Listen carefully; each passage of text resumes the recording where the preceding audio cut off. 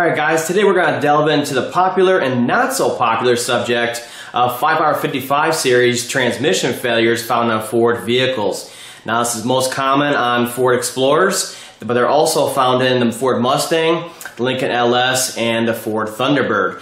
Now there's a lot of problems with this transmission. I mean, there's a lot of them. You just go to Google and you put in 5R55S and automatically it comes up 5R55S transmission problems. There's a lot of different areas that fail on these, but the most common is the servo bores to wear out on these. The case is aluminum, just as any other transmission case. And the servo rod is a super hardened steel alloy rod on here that actually goes in and out. And guess who's going to win in that fight? Definitely the steel rod over the aluminum case. What happens? Well, what happens after that is there's pressure loss past this area when there shouldn't be. This rod and the bore inside of the transmission is machined to very strict tolerances, so the metal-to-metal contact on there actually is the sealing for the bore. There's no O-rings, there's no gaskets, there's nothing like that on there.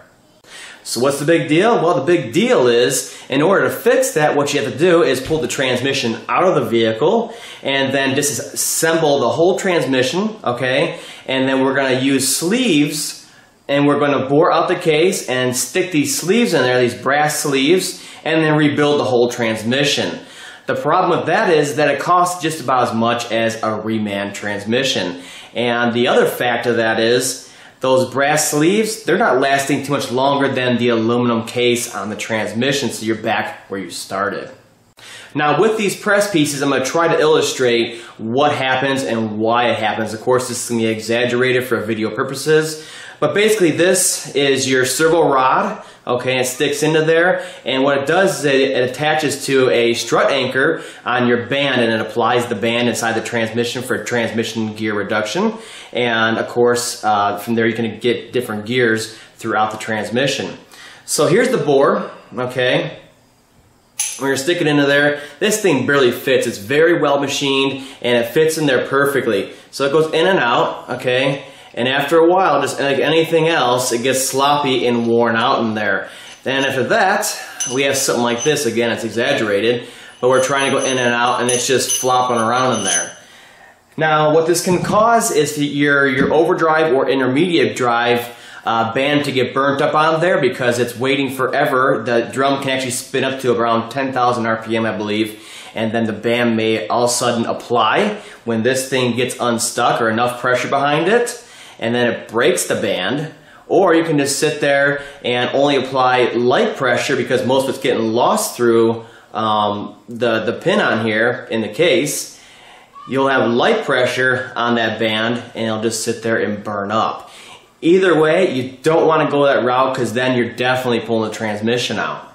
Now, if you own one of these vehicles, you're probably wondering, what can I do to restore my shift points and prevent any future transmission damage shy of a complete rebuild? What you can do is pick up this kit from AJ1E Superior Solutions for about $200 and fix the problem yourself. Before I get into exactly how these fix it, I want to go over some of the symptoms and the DTCs you may experience when the servo bores are worn out. Now this problem typically occurs after about 50,000 miles. The bores start getting worn out, and when you'll typically experience it is when the transmission fluid is warm and therefore thinner, and it's going to get past the wear in the bore on there much easier and cause this pressure loss issue. So what the common codes are with this is a P0732, P0733, P0735, and the most common is a P0775. Now, the typical symptoms associated with worn servo bores is a shift flare. And the reason being is when it goes into that next gear and the band is not applying, the drum's just going to spin in there. The way it works is that there's a band around the drum. And then there's an anchor on this side and there's a servo on this side. What it does is it pinches that band around the drum and it holds the drum to get the gear reduction on there. This servo's over here in a limbo, or else it cannot even apply enough pressure, therefore burning up the band or not applying the band altogether. Therefore, you don't get your gear reduction and you get your shift flare. Now, when you're going to get a shift flare is on a 1-2 shift. That's when the overdrive servo comes on. And the 2-3 shift is when the intermediate servo comes on. Third to fourth, generally no problems because the direct clutch comes on at that point. But the 4th to 5th gear, you'll have the problem again, because that's when the overdrive servo is supposed to come on once again. If it's not working, it's just going to flare up like that. Now what you may notice is that if you let off the throttle a little bit, it'll finally grab and it'll go in.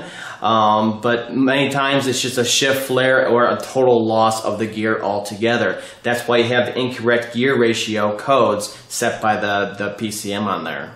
Okay, what I have for you here is the overdrive servo from the kit, and what I want to show you on it is exactly what they do to modify it to fix this problem. What they do is they take a genuine, brand new Ford OEM servo, both intermediate and overdrive, and they modify it by machining grooves here and here on either side of the pressure feed hole. Therefore, it allows the pin to seal in the servo bore in the transmission case that's worn out once again. Therefore, allowing the pressure feed from the case to come up, go into the servo pin, and actually feed the back side of it, fill the cavity, and apply the servo. That's the whole point of it. For losing all that pressure from worn out bore, you can see how this thing just isn't going to work. Now, probably the nicest feature on here is the fact that you can do it yourself, and there's no need to remove the transmission. So you can do it right in your driveway, you do it right in your garage 3-4 hours later, and your transmission is fixed and you save thousands of dollars.